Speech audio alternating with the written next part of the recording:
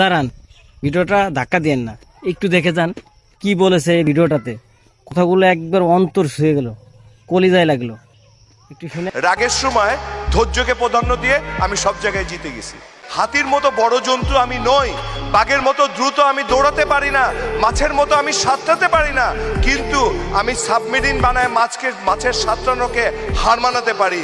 আমি পাখি হতে পারি না, কিন্তু আমি প্লেন বানিয়ে আমি পাখিকে হার মানাতে পারি।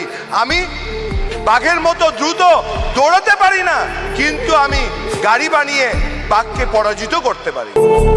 এর কারণেই আমি শ্রেষ্ঠ। সেহেতু আমার এই শ্রেষ্ঠটাকে ধরে রাখতে হলে কে আমার সঙ্গে কি করলো, দ্যাট কোশ্চেন রিমেন ইনভ্যালিড। এই প্রশ্নটা কখনো আমার জীবনে আসবে না। আমার জীবনে প্রশ্ন আসবে, how much I can give to others. আমি অন্যকে কতটুকু দিতে পারি। স্বপ্ন কখনো ঘুমায় দেখা হয় না, স্বপ্ন দেখতে হলে না ঘুম ভেঙে যায়।